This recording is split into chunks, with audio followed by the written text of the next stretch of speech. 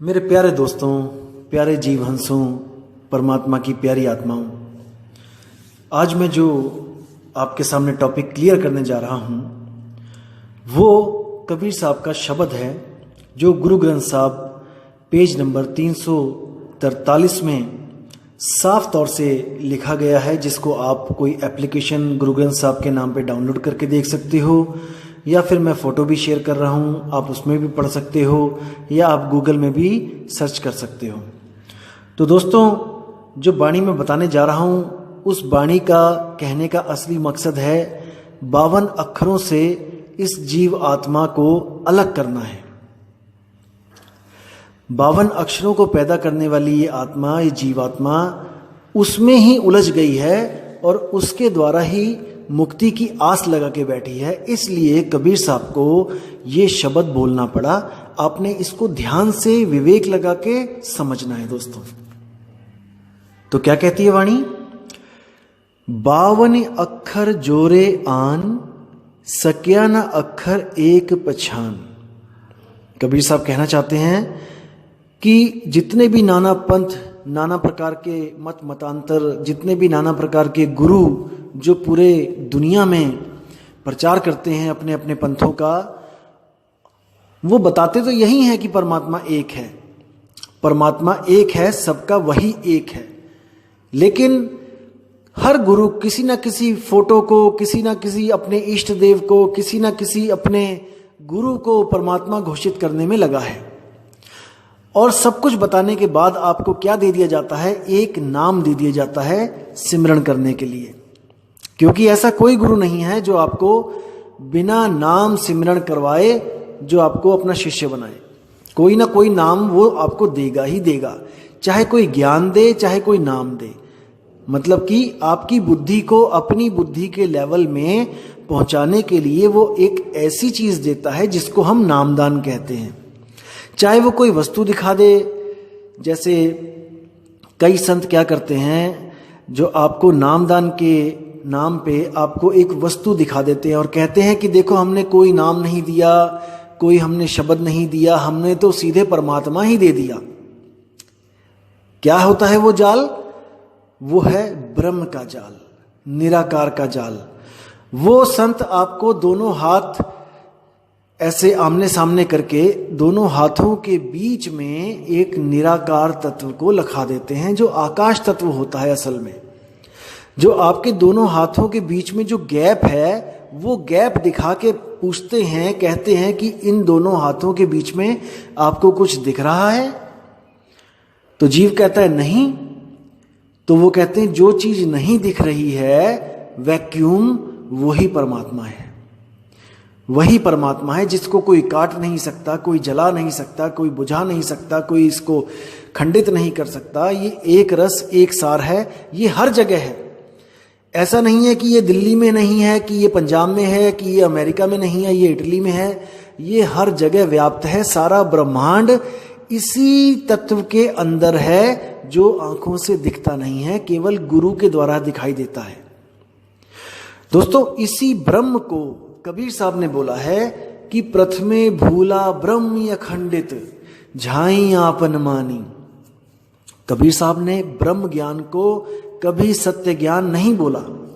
और आजकल के जो स्वयंभू मनमुखी जो आत्मज्ञानी बने हुए हैं कई, जो आपको ज्ञान भी समझाने लगे हैं, वो क्या बोलते हैं कि आत्मा कण कण में है, आत्मा पहाड़ में भी है, आत्मा पत्थरों में भी है।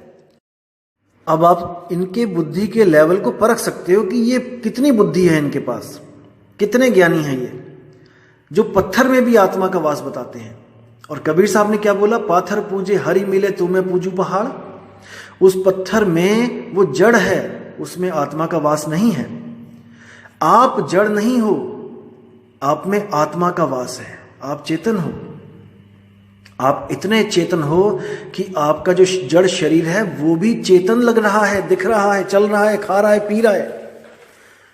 तो उस चेतन सत्ता की वजह से आपका जड़ शरीर जो चल रहा है, खा रहा है, पी रहा है, वो अस्तित्व में है, क्योंकि आप में आत्मा है। जिस दिन वो आत्मा आपसे जुदा हो जाएगी, आपके शरीर से, वो शरीर भी उस पत्थर के समान हो जाएगा जो पत्थर आप सड़कों पे पड़ा देखते हो, निर्जीव। इसीलिए कोई किसी की मौत पे भी जाता है शोक मनाने, तो वो ये नहीं कहता उसका नाम लेके कि मैं फलाने के घर जा रहा हूं, मैं फलाने के पास जा रहा हूं। वो कहता है मैं मिट्टी में जा रहा हूं, मैं मिट्टी पे जा रहा हूं, किसी की मिट्टी हो गई है, मतलब चेतन आत्मा जड़ शरीर को छोड़ चुकी है, अब उसमें आत्मा नहीं है। ये आत्मज्ञानी क्या किसी मुर्दे के घर जाके कह सकते हैं कि आपके इस मुर्दे में, इस लाश में आत्मा है? आप इनकी बुद्धि का लेवल देखिए कि ये किस लेवल की बातें करते हैं। ये असल में ब्रह्म को आत्मा समझ बैठे हैं, दिक्कत यहां पे है। ये ब्रह्म ज्ञान को आत्म ज्ञान समझ बैठे हैं। यहां पर इनकी बुद्धि काम करना बंद कर देती है, क्योंकि 12वीं का बच्चा कभी भी बीएससी वालों को नहीं पढ़ा सकता। 12वीं का बच्चा 10वीं वाले को पढ़ा सकता है, 12वीं वालों को भी पढ़ा सकता है। अगर वो 12वीं क्लास में अच्छे से पढ़े तो वो अपने साथियों की भी मदद कर सकता है सवालों के जवाब देने में, लेकिन वो बीएससी के बच्चे की कोई मदद नहीं कर सकता, और ना ही बीएससी के बच्चों के ज्ञान के लेवल को वो समझ सकता है। लेकिन वो ये समझ के बैठा है कि जो उस ज्ञान उसे हो गया वो किसी को नहीं हो सकता। इस भ्रम में वो अपना जन्म तो बर्बाद कर ही लेता है, और जो उसके साथ जुड़ते हैं उनको भी वो 84 के चक्कर में भेज देता है। तो दोस्तों, ब्रह्म क्या है और आत्मा क्या है, इसका खुलासा मैं आपको अगली ऑडियो में करूंगा। लेकिन आज की जो ऑडियो है वो है शब्द के ऊपर, कि कबीर साहब किन शब्दों की बात कर रहे हैं। तो वाणी कहती है, 52 आखर जोरे आन, सक्या न आखर एक पहचान, सत का शब्द कबीरा कहे। अब बात कर रहे हैं साहिब सत्य के शब्द की। अब देखो यहाँ पे दो चीजें हैं, एक है सत्य और एक है शब्द, सत्य का शब्द। अब सत्य भी एक शब्द है। कई लोग सतनाम सतनाम सतनाम जपते हैं, कई लोग सत साहिब करते हैं, लेकिन साहिब कह रहे हैं ये सत्य जो शब्द मैंने बोला है, सत्य, ये असल शब्द नहीं है, ये तो उसकी तरफ इशारा है कि वो शब्द सत्य है, लेकिन असल में वो सत्य बोलने वाले शब्द से भी अलग है। वो क्या है? सत्य का शब्द कबीरा कहे, पंडित होई सु उन पै रहे। यानी कि जो पंडित होगा, जब वो इस शब्द की अनुभूति करेगा, जिस शब्द की मैं बात कर रहा हूं, तो वो अनपय यानी कि निडर हो जाएगा, उसको किसी बात का डर नहीं रहेगा। सबसे बड़ा डर दोस्तों मौत का है। जब इस जीव को पता लग जाता है और आत्म अनुभूति हो जाती है कि मैं तो अमर हूं, तो उसके दिल से ये डर खत्म हो जाता है।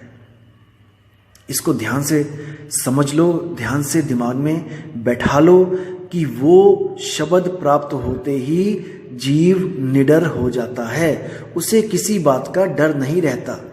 इसका मतलब ये नहीं कि वो ट्रेन के आगे खड़ा हो जाएगा जाके, इसका मतलब ये है कि उसको मरने की विधि पता लग जाती है कि जब मेरे प्राण निकलेंगे तो मैंने क्या तरीका आजमाना है, क्या दाव खेलना है। पहलवान कोई भी तगड़ा हो, तगड़े से तगड़ा हो, अगर उसको दाव पेच नहीं आते तो उसकी हार निश्चित है, क्योंकि पहलवानी में केवल ताकत नहीं, दाव पेच का बोलबाला होता है। इसीलिए गुरु के पास जाके दाव पेच सीखे जाते हैं। तगड़ा तो वो वैसे भी होता है, जो भी शीशे सीखने आता है तगड़ा तो वो है ही, लेकिन फिर भी वो गुरु धारण करता है कि मुझे गुरुजी दाव पेच सिखाओ कुश्ती के। वही दाव पेच काम आते हैं। जब गुरु दाव पेच सिखा देता है तो गुरु कभी उसके साथ किसी कुश्ती में लड़ता नहीं है, उसकी मदद नहीं करता कि दो लोगों की कुश्ती हो रही है तो गुरु भी उस कुश्ती में कूद जाएगा अपने शिष्य के लिए। ऐसा नहीं होता, क्योंकि कई दुनिया में ऐसे गुरु भी हैं जो आपको कहेंगे कि गुरु पार कर देगा, गुरु प्यार पार कर देगा, गुरु अपनी ताकत लगा देगा। ऐसा नहीं होता दोस्तों। गुरु तो अपना ज्ञान देता है, ज्ञान ही ताकत होती है। ज्ञान ही असल में वो विधि है जिसको प्राप्त करने के बाद आप में भी वो ताकत आ जाती है जो गुरु में होती है। जैसे एक छोटा सा बच्चा है जो पानी से बहुत डरता था, वो क्या करता है, वो लोगों को देखता है, बच्चों को देखता है पानी में नहाते हुए, नदी में छलांगे मारते हुए, खुश होते हुए, तो उसके मन में भी ये इच्छा हो जाती है कि मैं भी पानी में छलांगे मारूं। लेकिन वो क्या करता है, वो डरता है, इसलिए वो कभी पानी में छलांग नहीं मारता, कभी उस आनंद को अनुभूति नहीं कर पाता कि उस पानी में छलांग मार के बच्चे इतने खुश क्यों हैं।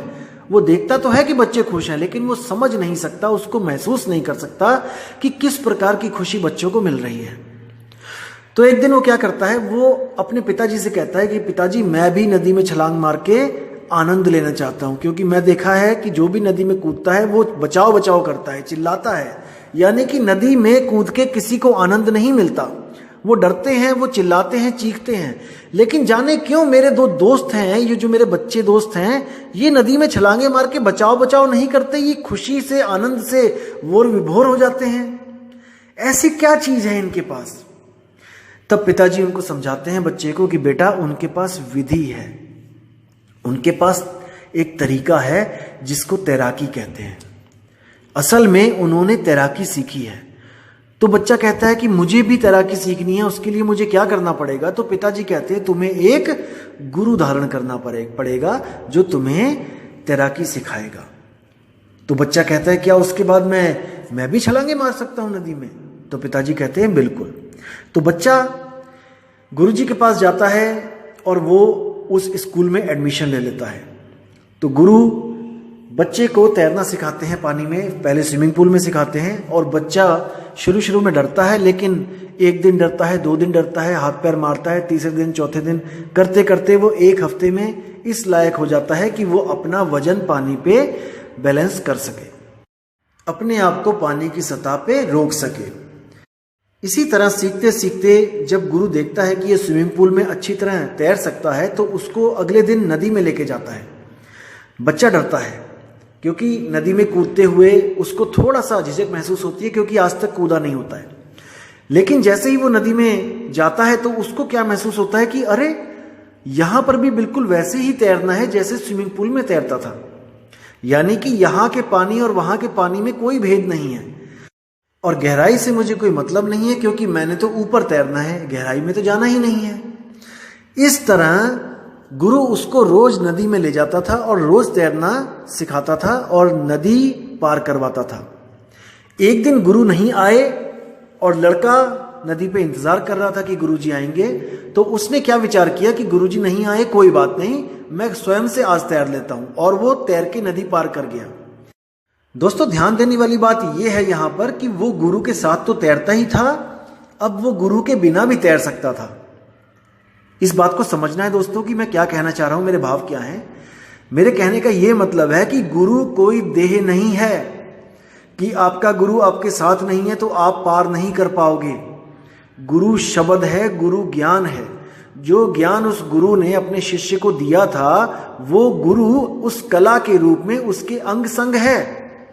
अगर वो लड़का उस कला को उस वक्त यूज ना करे जब वो पानी में है तो वो 100% डूब जाएगा। आप विचार करके देखिए दोस्तों मैं क्या कह रहा हूं, वो 100% डूब जाएगा क्योंकि उसने गुरु के ज्ञान को त्याग दिया है। भले ही गुरु उसके पास नहीं है, लेकिन अगर उस गुरु का ज्ञान उस शिष्य के पास है तो उसको कोई भी डुबा नहीं सकता, चाहे वो समुद्र में ही छलांग क्यों ना मार दे, चाहे 5 किलोमीटर गहराई क्यों ना हो, लेकिन समुद्र भी उसको डुबा नहीं सकता, क्योंकि गुरु उस शिष्य के अंग संग है ज्ञान के रूप में, शब्द के रूप में। इसीलिए साहिब कह रहे हैं पंडित होए सो अनपय रहे।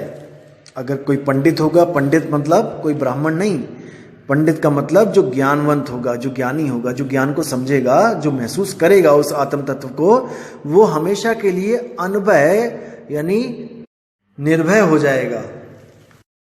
अब आगे कहते हैं पंडित लोग है कऊ व्यवहार। अब देखो दोबारा पंडित आ गया। अब यहां पे 2 बार पंडित यूज हुआ है इस शब्द में। ये जो दूसरा वाला पंडित जो अक्षर आया है, ये आया है उन पंडितों के लिए, उन गुरुओं के लिए, उन ज्ञानियों के लिए जो अक्षरों को जोड़कर नामदान की बख्शिश करते हैं। उनका व्यवहार, उनकी जो करनी है, उनका जो व्यवहार है, उसके बारे में कबीर साहब कह रहे हैं पंडित लोग कहो व्यवहार, यानी कि पंडितों का ये व्यवहार शुरू से ही है कि कोई ना कोई मंत्र देते ही आए हैं। किसी को ओम नमः शिवाय दे दिया, किसी को ओम नमः भगवते वासुदेवाय दे दिया, किसी को ओम क्लियम हरियम श्रियम दे दिया। ये करते ही आए हैं आज तक, इनका व्यवहार है, इनके खून में रचा हुआ है ये मंत्र तंत्र। क्योंकि आज भी देखिए आप, टीवी भरा पड़ा है, हर पंडित आता है टीवी पे और कहता है कि अगर आप ये चाहते हो तो ये मंत्र है, वो चाहते हो ये मंत्र है, इस कामना पूरी करनी है ये मंत्र है। बिना मंत्रों के वो ये कभी नहीं कहते कि भाई तू मेहनत कर ले, कुछ काम कर ले। वो कहते हैं संकट आ गया है, ये संकट मोचन का नाम जपना शुरू कर दो। अरे भाई, संकट से तो लड़के ही बात बनेगी ना। अगर आपको पैसे चाहिए, आप काम करो, मेहनत करो, आपको बिना किसी मंत्र के, बिना किसी तंत्र के आपके घर में पैसे आएंगे। लेकिन आपके जो कर्म है उससे आपके जो फल मिलेंगे, उसके हिसाब से आपको पैसा मिलना है कि नहीं मिलना है, ये आपके कर्मों के ऊपर डिपेंड करता है। फिर तो आप चाहे मेहनत भी करो तब भी नुकसान होगा, चाहे मंत्र जपो तब भी नुकसान होगा। तो अब अगली लाइन में क्या बोल रहे हैं कबीर साहब कि पंडित लोगे कहो व्यवहार, ज्ञानवंत कहो तत्व विचार। अब इन दोनों लाइनों में हमने डिफरेंस देखना है कि एक ज्ञानवंत और एक पंडित में क्या फर्क होता है। जो पंडित बोला है कबीर साहब ने, वो बोला है 52 अक्षर की पूजा करने वालों को। जैसे कोई भी नाम जपता है, कोई भी गुरु, कोई भी पंडित, एक तो वो हो गया पंडित जो उनके व्यवहार में ही वो नाम जपने की आदत है, और दूसरा है ज्ञानवंत। ज्ञानवंत होता है विवेकी पुरुष, वो कभी भी नामों के चक्कर में नहीं पड़ता, वो तत्व विचार, वो उस नाम के तत्व पर विचार करता है कि जो बात चल रही है, जो भगवानों के नाम मुझे दे रहे हैं, आखिर में वो है क्या चीज, क्योंकि कुछ तो होगा। जैसे माना आपने बोला कि पानी, आपने बोल तो दिया पानी, लेकिन वो पानी कुछ है, तो कोई तत्व है ना जो पानी है जिसका नाम। उसी पानी को आगे जाके किसी और देश में देखोगे तो वाटर बोलते हैं, अपने भारत में देख लो कहीं पर उसको जौल बोलते हैं, कहीं पे उसको नीर बोलते हैं, कहीं पे उसको तोय बोलते हैं, कहीं पे उसको पानी बोल देते हैं, कहीं पे उसको जल बोल देते हैं। तो जो अज्ञानी होगा वो इसी में उलझ जाएगा कि नहीं ये वाला मंत्र सच्चा है, नहीं वो वाला मंत्र सच्चा है। ऐसे गुरु भी देखे होंगे आपने जो टीवी पे ये बताते हैं कि देखो वो गुरु ये मंत्र दे रहा है, वो मंत्र नहीं है, असली मंत्र मेरे पास है। मतलब कि वो कहना चाहता है कि देखो वो जल जल करवा रहा है, जल जल करने से प्यास नहीं बुझेगी, मेरे पास आओ, मैं पानी पानी का जाप देता हूं, उससे आपको प्राप्ति होगी। तीसरा कोई कहेगा नहीं ये दोनों झूठ बोल रहे हैं, मैं वाटर वाटर का जाप देता हूं, असली चीज वाटर है। तो कहने का मतलब सबके सब नामों में उलझे पड़े हैं, तत्व पर विचार कोई नहीं कर रहा है। वो निहित तत्व कैसे मिलेगा, क्या है वो निहित तत्व, इस पे कोई विचार नहीं कर रहा। सब के सब अंधी भेड़ की तरह मंत्रों के पीछे लगे पड़े हैं। हमारे गुरुजी फलाना मंत्र देते हैं, हमारे गुरुजी 7 मंत्र देते हैं, हमारे गुरुजी 10 मंत्र देते हैं। अरे परमात्मा एक है, उसी एक का नाम बहुत बड़ा है, किसी और की जरूरत नहीं पड़ेगी। तो दोस्तों इस पे विचार करना है, विवेक लगाना है। आपकी बुद्धि इस सत्य को जरूर पकड़ेगी, क्योंकि मुझे पूरा विश्वास है कि आप भटके हुए हो लेकिन मूर्ख नहीं हो। आप भटक चुके हो लेकिन मूर्ख नहीं हो। भटका हुआ बंदे को हम मूर्ख नहीं कह सकते, क्योंकि सुबह का भूला शाम को वापस आ सकता है। भूले हुए हो आप लेकिन मूर्ख नहीं हो, और सत्य ज्ञान प्राप्त नहीं हो पा रहा है इसलिए मूर्ख बने हुए हो। जिस दिन आपको सत्य ज्ञान समझ में आ गया, आप कभी भी मूर्ख नहीं बने रह सकते। आप पीतल को तभी तक गले में पहन रहे हो दोस्तों जब तक आपको सोने की परख नहीं हो गई। जिस दिन आपको यह ज्ञान हो गया कि सोने और पीतल में क्या फर्क है, आप कभी भी पीतल को धारण नहीं कर पाओगे। तो इसको विवेक द्वारा अपने हृदय में बसाना है, जो सत्य ज्ञान है उसको समझना है। अब कबीर साहब कहते हैं कि जाके जी जैसी बुद्धि होई, कहें कबीर जानेगा सोई।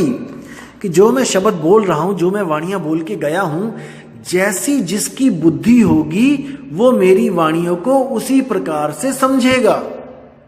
देखो कितना स्पष्ट बोल दिया है कि ऐसा नहीं है कि मेरी वाणी पढ़ के एक ज्ञानी भी और एक अज्ञानी भी दोनों एक ही निष्कर्ष पे निकलेंगे। नहीं, वाणी एक होगी लेकिन उसके मतलब बुद्धि के अनुसार बदल दिए जाएंगे। सबसे बड़ा जाल यही है दोस्तों। शब्द कबीर साहब के सब ले रहे हैं, वाणियां कबीर साहब की सब ले रहे हैं, लेकिन अर्थ अपनी अपनी बुद्धि के अनुसार लगा रहे हैं। दिक्कत यहां पे है। जैसे कोई संत कहता है कि सोई गुरु पूरा कहा है, 2 अक्षर का भेद बताए। 2 अक्षर का मतलब क्या है? ओम सोहम। अब वाणी में नहीं लिखा है कि ओम और सोहम है, वाणी में केवल 2 अक्षर लिखे हैं, लेकिन वो अपनी बुद्धि के अनुसार क्या कह रहा है कि ओम सोहम। अब अगर ओम और सोहम ही वो दो अक्षर हैं जिसको एक पूरा गुरु बताता है, फिर तीसरा नाम क्यों देते हो आगे? क्योंकि वाणी तो ये भी प्रमाणित कर रही है कि सोई गुरु पूरा कहा है। जो दो अक्षर ओम सोहम दे रहा है वही गुरु पूरा है। फिर तुम पूरे कैसे हो गए? क्योंकि ओम सोहम तो कई पंथों में ऑलरेडी मिल रहा है। आप नाथ पंथों में जाइए, वो भी ओम सोहम का जाप देते हैं श्वासों के द्वारा। तो आप कैसे कह सकते हो कि वो अधूरे हैं? क्योंकि वाणी कह रही है दो अक्षर का भेद बताए वो गुरु पूरा है। तो यानी कि दोस्तों अपनी अपनी बुद्धि के अनुसार वाणियों को पढ़ाया जा रहा है, लोगों को भ्रमित किया जा रहा है, लेकिन आप भ्रमित अब मत होना। कबीर साहब भी कह रहे हैं कि कहें कबीर अक्षर दो भाख, होगा खसम तो लेगा राख। अगर तीन अक्षरों का नाम ही सतनाम सारनाम सार शब्द है तो कबीर साहब को कहना चाहिए था कहें कबीर अक्षर तीन भाख, होगा खसम तो लेगा राख। फिर तो तीन की बात होनी चाहिए थी। नानक साहब ने भी दो अक्षर की बात करी है। जे तू पढ़िया पंडित बिन दो आखर दो नामा, प्रणवत नानक एक लंगाए जे कर सच समावा। आप 1171 पेज नंबर पर देख सकते हैं गुरु ग्रंथ साहब में वाणी बिल्कुल स्पष्ट लिखी है, लेकिन उसको समझाने वाले ही उलझा रहे हैं। दिक्कत ये है। तो साहिब कहते हैं कासे कहूं सब जग अंधा, खेवन हार के गले में फंदा। खेवन हार यानी गुरु, जो किश्ती को खेने वाला है। साहिब कहते हैं माया ने उसी के गले में फंदा डाल रखा है, तो आगे चेले कहां जाएंगे? जब गुरु ही भवसागर में गोते खाएगा तो चेले कहां जाएंगे? चेले भी भवसागर में ही जाएंगे। इसलिए दोस्तों परख करना है, विवेक लगाना है, किसी भी गुरु के जाल में नहीं फंसना है। ये खुद तो लाखोंपति करोड़ोंपति अरबोंपति हो गए हैं, हवाई जहाजों में घूम रहे हैं, और आपको क्या कहेंगे? माया को त्याग दो, माया उलझा देती है, माया प्रभु मिलन में बाधा है। ऐसी ऐसी बातें करेंगे कि आपको लगेगा कि वाह वाह वाह क्या बात है, गुरुजी ने तो आंखें खोल दी। अब गुरुजी खुद उलझे पड़े हैं माया में। चांदी की थाली, सोने का चम्मच, इसके बिना खाना नहीं खा रहे हैं। कई गुरु ऐसे हो गए हैं, और कई गुरु पूरे पूरे शरीरों पे सोना लाद के घूम रहे हैं, 8-8 बॉडीगार्ड रख रखे हैं। तो साहिब कहते हैं जब गुरु ही अज्ञान में डूबा है तो चेलों को ज्ञान कहां से होगा? इसलिए साहिब ने बोला कि गुरु की परख करो। परख कैसे करो? वाणी बोलते हैं साहिब, गिर ही होके कथे ज्ञान, अमली होके धरे ध्यान, साधु होके कूटे भग, और कहें कबीर ये तीनों ठग। सबसे पहली पहचान क्या करनी होती है गुरु की? सबसे पहले देखो कि कहीं वो भोग विलास में लिप्त तो नहीं है, कहीं वो बीवी बच्चों के साथ तो नहीं रह रहा है, क्योंकि रोगी दूसरे रोगी का रोग नहीं काट सकता। इसलिए सबसे पहले शब्द को परखो कि गुरु के पास शब्द है कि नहीं है, उस पंथ के पास शब्द है कि नहीं है। उसके बाद जाके गुरु पे विचार करो कि कहीं गुरु भोगी तो नहीं है, कहीं गुरु ग्रस्त तो नहीं है। उसके बाद देखो कि गुरु कहीं नशा तो नहीं कर रहा है, कोई चिलम, कोई सुल्फा, गांजा ये तो यूज नहीं कर रहा है भजन करने के लिए, ध्यान में जाने के लिए। फिर देखो कि उसमें कहीं अहंकार तो नहीं है। वो देखो कि कहाँ बैठ के खाना खा रहा है। अगर वो आपसे अलग बैठ के कहीं खाना खा रहा है और आपसे अलग खाना खा रहा है, जो आप खा रहे हो वो नहीं खा रहा है, तो इसका मतलब अभी उसमें गुरु भाव नहीं है, वो अपने आप को श्रेष्ठ समझ रहा है। याद रखो दोस्तों, सतगुरु के लक्षण ये नहीं है। आप जहां बैठ के खाना खाओगे वो भी वहीं बैठ के खाना खाएगा, आपके साथ बैठ के खाना खाएगा, क्योंकि वो जानता है कि आप और वो एक ही हैं, आप में और उनमें कोई फर्क नहीं है आत्म तत्व की दृष्टि से।